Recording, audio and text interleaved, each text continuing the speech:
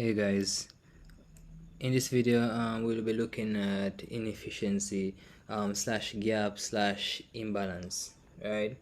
So what is imbalance?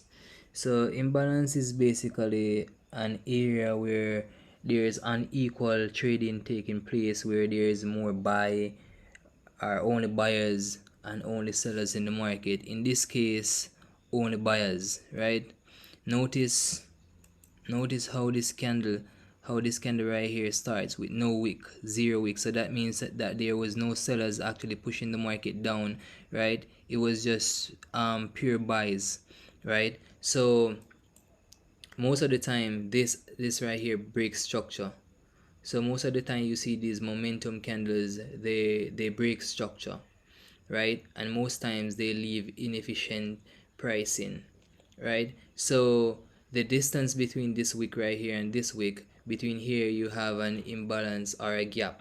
Or you know, like when the market opens, like after the weekend, you see a gap that you can see physically. It's basically the same thing, right? So there are only buyers in the market right here, right? And when that happens, the market needs to come back to actually fill this gap, right? So it, unlike other blocks where it can actually test the 0% and mitigate, right, or the 50% or whatever, with inefficiency it is ideal that the market fill 100% of the gap, or 50%, not the 0%. Once it hit right here, it is not filled, right? So if I should pull my 50% tool right here on this inefficient area, notice the market came back to 50% right here and mitigates, right? So you can use inefficiency as as entry technique, or you can just use it as a point of interest, right? And on, just like with other blocks, you need to be following the trend also, right? So more of continuation than reversals, right? So as I said before, these gaps need to be filled when you see them in the market. And for this inefficiency right here to be valid, you must have an aggressive um, candle that breaks structure. That is my rule, right?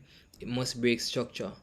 The more aggressive it is, the more valid it is, right? Because there are more orders to be accounted for, right? So there are more buyers than there is sellers, right? And the market need to come back to actually even out, right? So it can be evenly distributed between buyers and sellers. So that's why the market came back here and mitigate. Notice when the market came back, it pushed to the upside, creating an order block, and also it left inefficient area right here. So this could have been another entry opportunity after the market mitigated, right? There is a ton load of areas where you can identify inefficiencies, right? Look at this area again. So we had this breaker structure, and remember, we're following the trend, right? Market pushed to the upside, and then we left inefficiency right here, or we left a gap, right? Look at that, 50%, right? And it doesn't have to be 50%, it can fill the gap completely. All right, one thing to note, guys, so if you have a inefficiency and a order block at the same place, right, I'm going to show you how to draw that point of interest.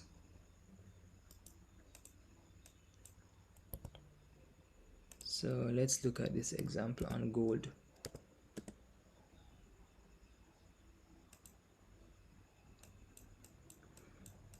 All right, so this was a huge drop on gold, right?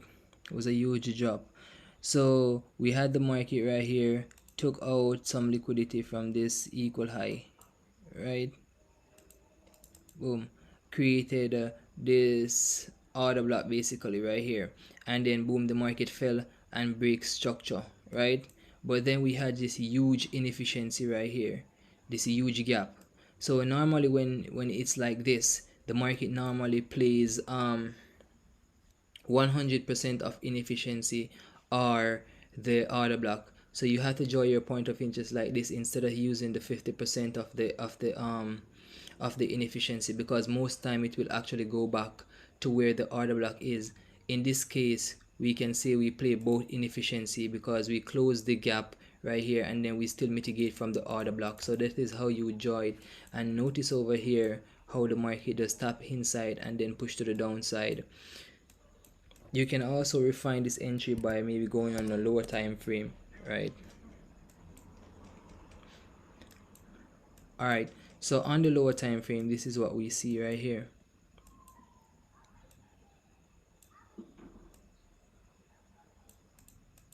right there, right?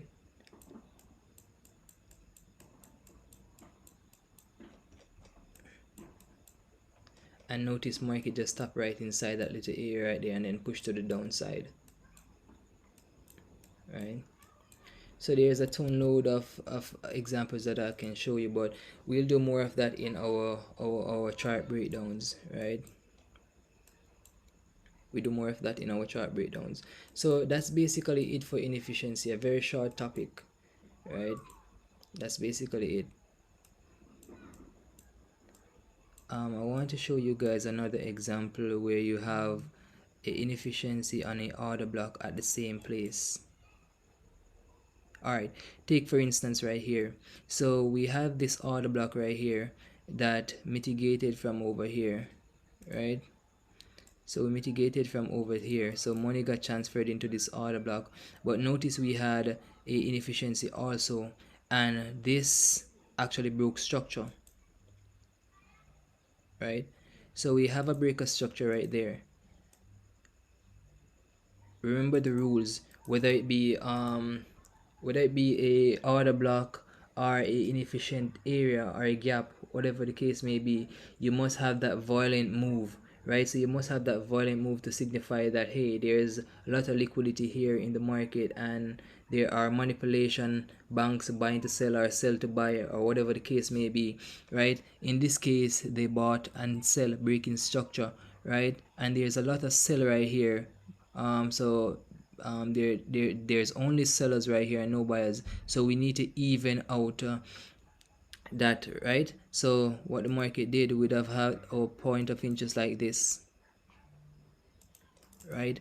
We will have the point of interest like this on a 1 hour time frame, because we need to come back to actually account for these buy orders, right, or close these positions and then push down. And that is exactly what the market did. So in this case, you would not use your fib to get 50% like this.